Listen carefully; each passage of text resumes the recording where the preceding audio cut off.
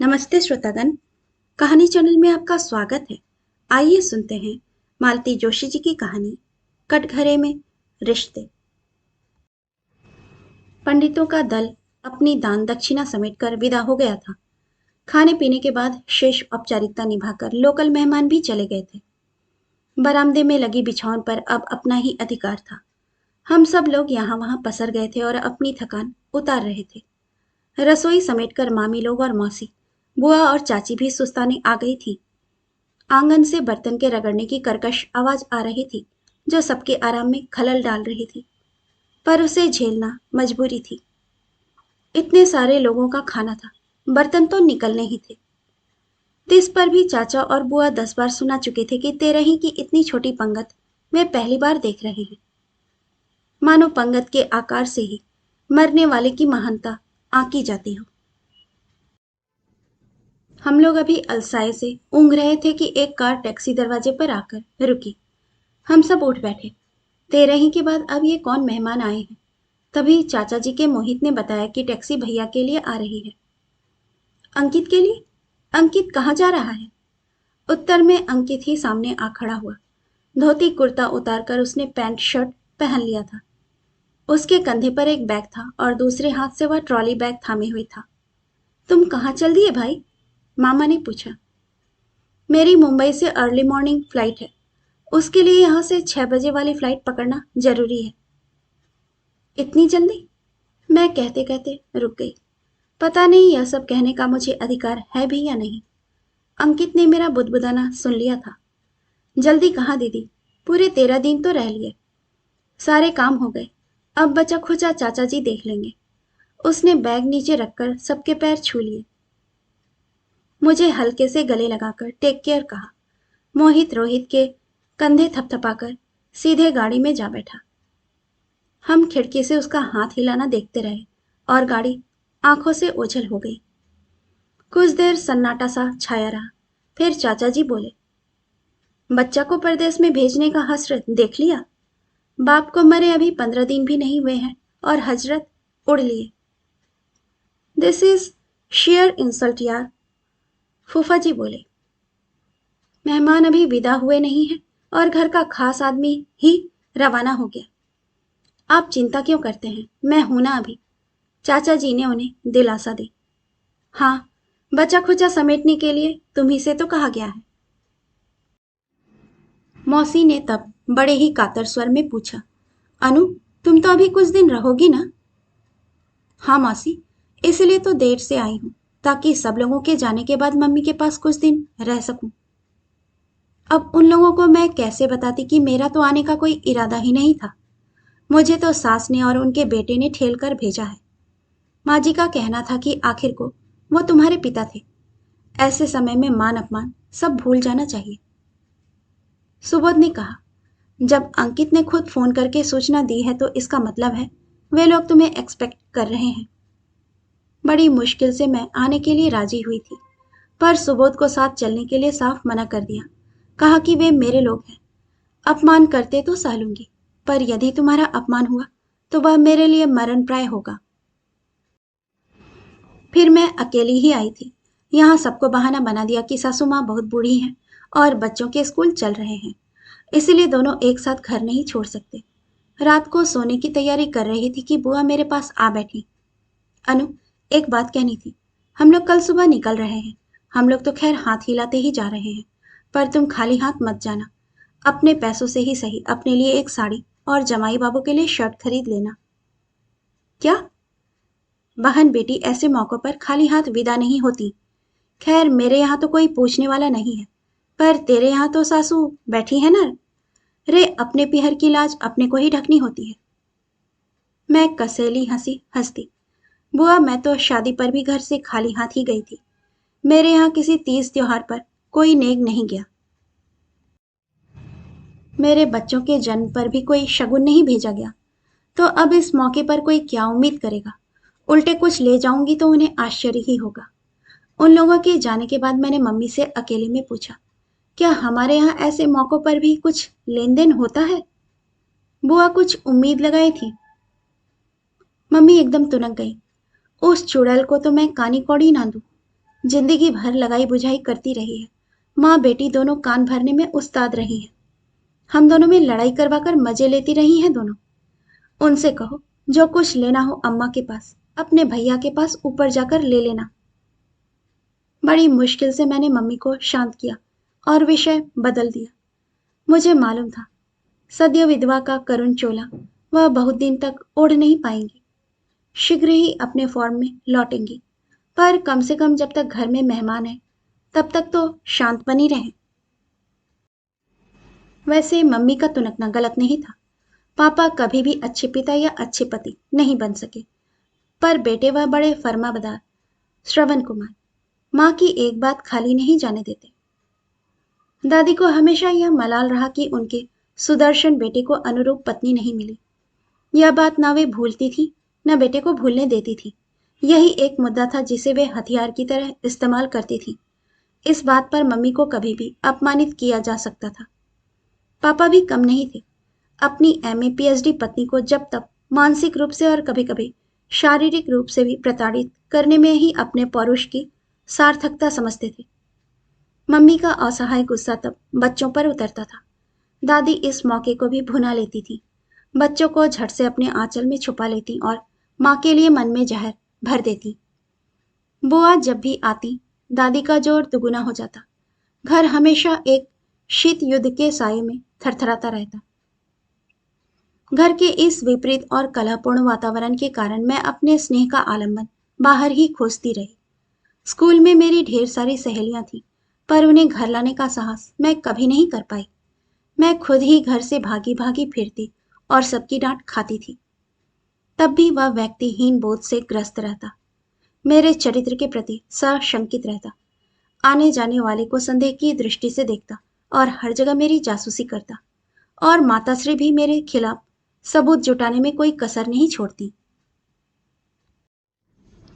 College पहुंचने तक मेरी वृत्ति में थोड़ा ठहराव आ गया था। थोड़ी बहुत अकल भी आ गई थी। दादी की कारगुजारियों का रहस्य भी समझ में आने लगा था, पर तब तक बहुत देर हो चुकी थी। दादी संसार से जा चुकी थी और जितना नुकसान होना था हो चुका था। घर की परिस्थितियों के कारण ही शायद मैं जल्दी परिपक्व हो गई थी। जिस तिस के गले में बाहें डालना मैंने छोड़ दिया था। इसीलिए शायद मैं सुबोध जैसा सुपात्र अपने लिए खोज पाई, पर उसे भी घर लाने की, मम्मी पापा से मिलवाने की मेरी हिम्मत नहीं पड़ी। अपने दुर्दांत पिता की संभावित प्रतिक्रिया से मैं डरी डरी सी रहती। मेरी लाख कोशिशों के बावजूद यह बात दबी ढकी नहीं रह सकी। घर वालों को भनक पड़ ही गई। पापा के सामने मेरी पेशी हुई और काफी लानत मलामत की गई। अक्सर ऐसे अवसरों पर माँ एक सहारा, एक आश्वस्ति बनकर साथ में खड़ी होती है, पर मम्मी के साथ तो इस तरह का रिश्ता कभी रहा ही नहीं। समझ गई कि इस शादी के लिए घर से स्वीकृति मिलना लगभग असंभव है। घर से भागकर शादी करने के सिवाय कोई चारा नहीं था। पापा बहुत तिलमिलाए, उन्होंने बहुत हाथ पैर पटके, पर मैं बालिग थी, वे कुछ नहीं कर सके। तब की गई अब लौटी हूँ 12 साल बाद, वह भी पापा की तेरही में। एक बात जरूर कहूंगी, सुबोध के घर में मेरा हार्दिक स्वागत हुआ। उसकी माँ ने अपना ममता भरा हाथ मेरे सिर पर रखा और वह आश्वस्ति दी जिसकी अपेक्षा बच्चे अपनी माँ से करते हैं। सब लोगों के चले जाने के बाद घर में मम्मी के साथ अकेले रहना बड़ा असहज लगा। हम लोगों के बीच कभी कोई आत्मीयता नहीं रही, संवाद नहीं रहा। बचपन में दादी ने हम लोगों को अपने में शामिल कर लिया था। अब दादी नहीं थी, पर मम्मी से वह अव्यक्त दूरी वैसे ही बनी हुई थी। मैं दिन भर बिखरे घर को समेटने में लगी रहती। वह काम जरूरी भी था और उससे समय भी अच्छा कट जाता था। एक दिन मैंने कहा, अंकित कुछ दिन और ठहर जाता, तुम्हें साथ लेकर ही चला जाता। जितने दिन रह लिया बहुत है, बार बार भुनभुना रहा था। 13 days इज टू मच यार। क्या इस कार्यक्रम का कोई शॉर्टकट नहीं हो सकता? मैंने कहा, बेटा मेरे समय जब आओगे तब 4 दिन में ही सब निपटा कर लौट जाना, किसी को बुलाने की भी जरूरत नहीं है। मुझे इतनी कोफ्त हुई, अभी एक की मृत्यु से तो उबरे नहीं है, ये अपनी लेकर बैठ गई। तनिक खींच कर ही मैंने कहा, तब की तब देखी जाएगी, अभी से उसकी चिंता करने की जरूरत नहीं है। मैं यह जानना चाहती हूँ कि तुम्हें लेने वह फिर से आएगा कि टिकट भेजेगा। मेरे आने जाने के संबंध में तो कोई बात ही नहीं हुई। हाँ, घर के लिए जरूर कह रहा था कि अब इतने बड़े घर का क्या करोगी? इसे बेचकर छोटा सा फ्लैट ले लो और पैसा फिक्स में डाल दो। यह सब बाद में भी सोचा जा सकता था। इतनी जल्दी क्या थी? यह उसका अपना दिमाग थोड़े ही है। वहां से प्रॉम्प्टिंग हो रही थी। सोचा होगा पैसा फिक्स में रहेगा तो बाद में अपने ही काम आएगा। मम्मी साथ ले जाने से तो रही। फिर फिर क्या? मैंने साफ कह दिया कि यह घर मेरे खून पसीने और आंसुओं की कमाई है। मेरे जीते जी इसे कोई हाथ नहीं लगाएगा। बाद में जो चाहो करना। मैंने कहा, एक आध किराएदार रख लो, साथ रहेगा। किराएदार के लिए अलग से पैसेज कहाँ है? सब यहीं से होकर निकलेंगे। फिर पानी की किल्लत, बिजली के बिल पर किचकिच, बच्चों की चिल्लपौ, यह सब अब मुझसे नहीं झेला जाएगा। तो पेइंग गेस्ट रख लो। आजकल कितनी लड़कियां शहर में नौकरी करने के लिए आती हैं। वे फैमिली की तलाश में रहती हैं। उनके नखरे कौन उठाएगा? मैं अब एकदम शांति से जीना चाहती हूँ। दरअसल मैं चाह रही थी कि मेरे जाने से पहले तुम ठीक से सेटल हो जाओ। मैं बिल्कुल सेटल हूँ। मेरी चिंता मत करो। पहली बार इस घर में खुलकर सांस लेकर जी सकूंगी। वैसे तुम कब जा रही हो? मैंने तारीख बता दी। मोहन ने कहा था अनु चली जाए तो मुझे खबर करना, आकर ले जाऊंगा। चली जाऊंगी, 2-4 दिन उसके पास रह लूंगी। 2-4 दिन क्यों? पूरा 1 महीना रहकर आना। यहाँ घर में कौन तुम्हारी प्रतीक्षा में बैठा है? मेरी नौकरी तो है ना अभी। छुट्टी बढ़ा लो।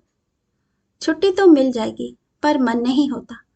संकोच लगता है। इन छोटे भाई बहनों को कभी 4 दिन के लिए भी अपने पास नहीं बुलाया। कभी कोई चीज उठाकर नहीं दी। लगता था माँ बेटे कहीं उनका अपमान न कर दें। उनका ना सही, मेरा तो कर ही सकते थे, करते ही थे। छोटी भाई बहनों के सामने बेइज्जत होने की कल्पना से ही कांप उठती थी मैं। घर तक बात जाती सो अलग। मम्मी, एक बात पूछूं? तुम्हारी शादी तो बहुत पुराने जमाने की बात नहीं है। तब तो देखने दिखाने का रिवाज रहा होगा। फिर ये लोग क्या तुम्हें बिना देखे ही ब्याह लाए थे? बिना देखे क्यों? पूरा कुनबा आया था देखने। पूरे 2 दिनों तक खातिरदारी का लुफ्त उठाया था। फिर तुम्हारे रूप रंग को लेकर इतनी कड़वाहट क्यों थी? लगता था जैसे किसी ने इन्हें ठग लिया हो। ये लोग रीझे थे मेरी नौकरी पर, मेरी डिग्री पर। शायद सास के मन में यह डर भी रहा होगा कि बहू सुंदर हुई तो लड़का हाथ से निकल जाएगा, बहू का होकर रह जाएगा। इसीलिए उन्होंने इस रिश्ते पर तुरंत मुहर लगा दी। और तुम तो जानती हो पापा कितने आज्ञाकारी पुत्र थे। माँ की आज्ञा को सिर माथे ले लिया, पर मन से कभी स्वीकार नहीं कर सके। यह तो बिल्कुल सास बहू वाले सीरियल जैसी कहानी है। मैं उस तरह के सीरियल नहीं देखती, पर मैंने उन्हें जिया है। 30-32 साल। और तुम्हें क्या लगता है, अगर मैं सुंदर होती तो मेरा प्रारब्ध कुछ और होता? मतलब? मतलब तब भी यह व्यक्ति हीनता बोध से ग्रस्त रहता, मेरे चरित्र के प्रति सशंकित रहता, आने जाने वालों को संदेह की दृष्टि से देखता और हर जगह मेरी जासूसी करता। और माताश्री भी मेरे खिलाफ सबूत जुटाने में कोई कसर नहीं छोड़ती। कुल मिलाकर इतिहास यही होता। सुनकर सुन्न हो गई थी मैं। जाने का दिन जैसे जैसे पास आ रहा था, मन भारी होता जा रहा था। यह घर जो इतने दिनों से छूटा हुआ था, अब मुझे बांध रहा था। मुझे महसूस हो रहा था कि मैं यहाँ से दूर थी, तब भी यह मेरे अवचेतन में अपनी संपूर्ण सज्जा के साथ उपस्थित था। बच्चों का मोह नहीं होता तो मैं और 1 आध महीना यहाँ रहकर जाती। वैसे भी मैंने मन ही मन तय कर लिया था, किसी छुट्टी में बच्चों को लेकर यहाँ आऊंगी, उन्हें अपना घर दिखाऊंगी, उनकी नानी से मिलवाऊंगी। इसके लिए मैं किसी निमंत्रण की प्रतीक्षा नहीं करूंगी। दूसरे दिन सुबह निकलना था, इसीलिए मैं रात में अपना सूटकेस जमा रही थी। उसी समय मम्मी ने अपने कमरे से मुझे आवाज दी। जाकर देखा, पलंग पर साड़ियों का ढेर लेकर वे बैठी थी। बोली, इनमें से जो जो तुम्हें पसंद हो ले लो, क्योंकि मैं तो अब यह सब पहनूंगी नहीं। मेरा मन एकदम चित्कार कर उठा।